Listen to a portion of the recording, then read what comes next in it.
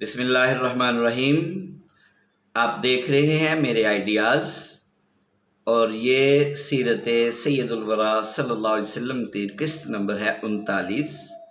جن دوست احباب نے ابھی تک میرے آئیڈیاز کو سبسکرائب نہیں کیا، ان سے گزارش ہے کہ ابھی سبسکرائب کریں اور بیل کے آئیکن کو پریس کریں تاکہ آپ کو تازہ ترین معلومات بہم پہنچائی جا سکے۔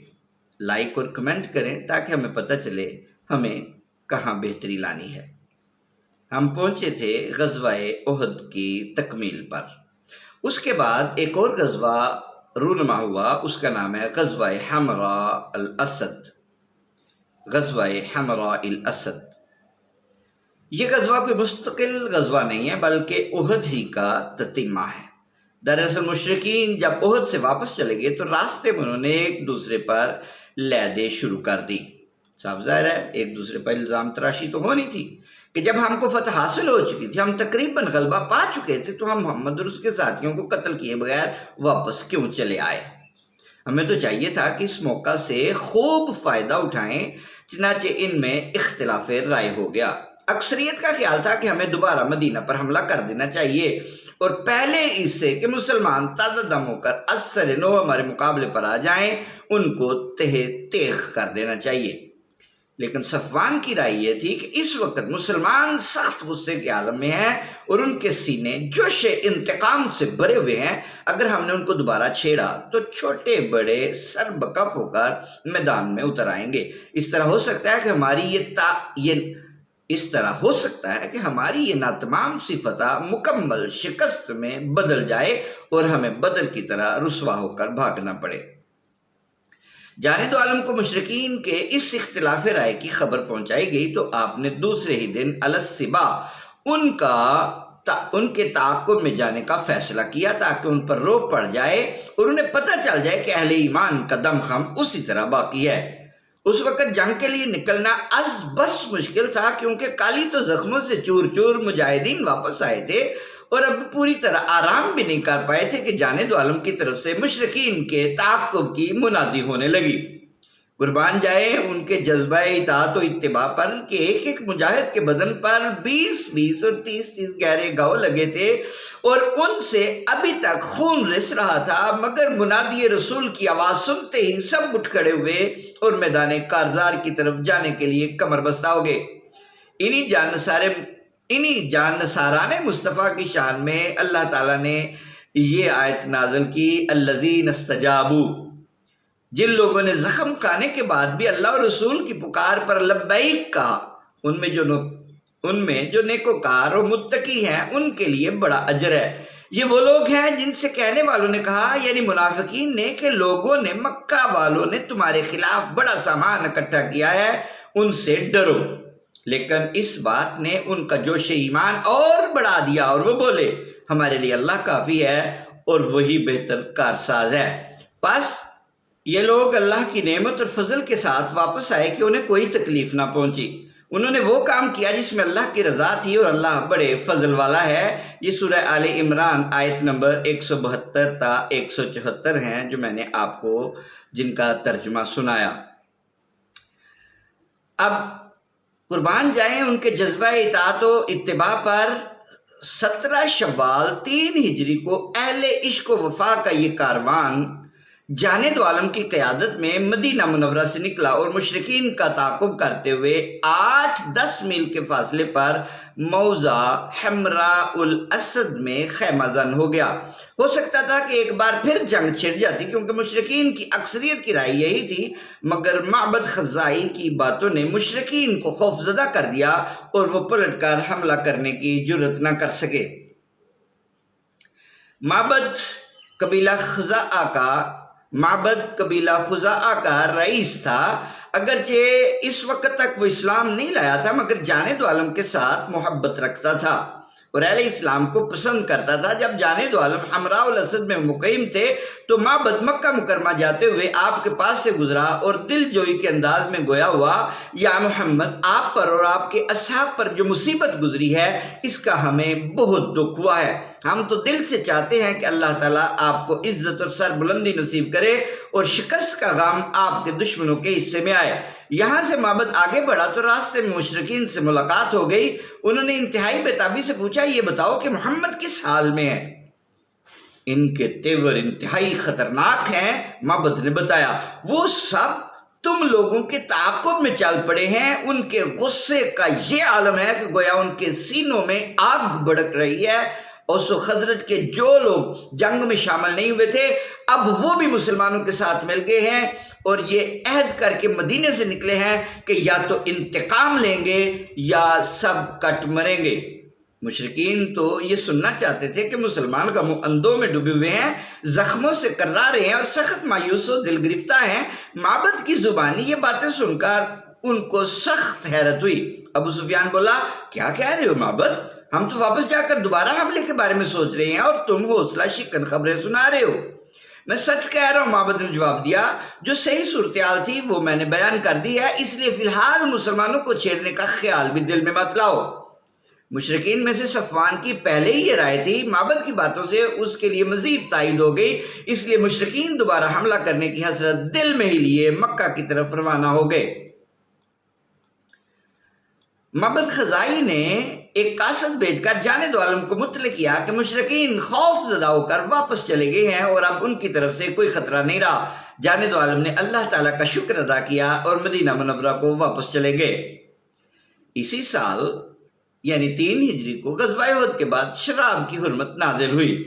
اگرچہ ذوق سلیم کے حامل چند افراد زمانہ جاہلیت میں بھی شراب نہیں پیتے تھے، تاہم اہل عرب کی اکثریت اس غارت گرے ہوش کی شیدائے تھی اور یہ نشہ ان کی گھٹی میں پڑا ہوا تھا۔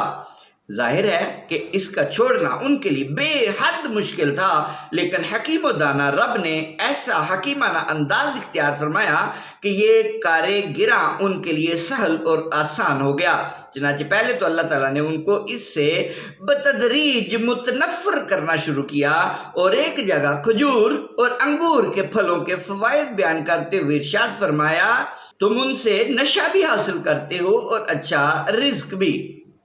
اس آیت میں اگرچہ نشے کی ممانعت نہیں ہے، لیکن اس کو رزق حسن اچھے رزق کے مقابلے میں ذکر کر کے اشارتاً سمجھا دیا کہ نشہ رزق حسن نہیں ہے۔ چنانچہ جن لوگوں نے اس مفہوم کو پا لیا انہوں نے اسی وقت اس سے کنارہ کشی اختیار کر لی، لیکن چونکہ صریح ممانعت نہ تھی اس لیے پینے پلانے کا سلسلہ چلتا رہا۔ پھر ایک دفعہ نشے کی حالت میں نماز پڑھاتے ہوئے ایک صحابی کو تلاوت میں غلطی لگ گئی تو یہ آیت نازل ہوئی، یا ایھا الذین آمنوا لا تقربوا الصلاۃ وانتم سکارا، اے ایمان والو نشے کی حالت میں نماز کے قریب مت جایا کرو۔ یا ایھا الذین آمنوا انما الخمر یہاں سے لے کر رجس من عمل الشیطان فاجتنبوہ، اے ایمان والو شراب نوش یہاں سے لے کر یہ ایک پلید اور شیطانی کام ہے، یہاں تک آیت نازل ہوئی اور بعد میں ایک امپیریٹو سینٹنس کے طور پر فرما دیا وَاجْتَنِبُوهُ، اس سے بچ کر رہو۔ جانب عالم نے اسی وقت ایک منادی کو حکم دیا کہ تمام مدینے میں حرمت خمر کا اعلان کر دیا جائے۔ پھر جہاں جہاں یہ آواز پہنچی اٹھے ہوئے جام رک گئے، ہونٹوں سے لگے ہوئے ساغر پیچھے ہٹ گئے، مینا و خم توڑ دیے گئے اور شراب نالیوں میں بہا دی گئی۔ حضرت انس فرماتے ہیں کہ ایک جگہ چند احباب کی محفل جمی ہوئی تھی اور میں ساقی کے فرائض انجام دے رہا تھا کہ اچانک ایک شخص آیا اور ہم سے پوچھنے لگا کہ تمہیں کچھ پتہ چلا؟ کس بات کا؟ ہم نے پوچھا۔ یہ کہ شراب حرام کر دی گئی ہے، اس نے بتایا۔ یہ سنتے ہی احباب نے مجھ سے کہا کہ اٹھو اور شراب کے تمام مٹکے توڑ ڈالو۔ میں نے اسی وقت مٹکے توڑ دیے اور سب نے ہمیشہ کے لیے شراب خانہ خراب کو خیر آباد کہہ دیا۔ اطاعت اور تعمیل حکم کے کیسے بے مثال جذبوں سے سرشار تھے وہ لوگ، رضی اللہ تعالی عنہم اجمعین۔ 150 افراد پر مشتمل ایک اور سریا ہوا جسے سریا ابو سلمہ کہتے ہیں۔ یہ سریا 1 محرم کو طلیحہ اور مسلمہ کی سرکوبی کے لیے روانہ کیا گیا، کیونکہ جانب عالم کو اطلاع ملی تھی کہ یہ دونوں اپنی قوم کو مسلمانوں کے ساتھ لڑنے کے لیے تیار کر رہے ہیں اور دیگر قبائل کو بھی شمولیت کی دعوت دے رہے ہیں۔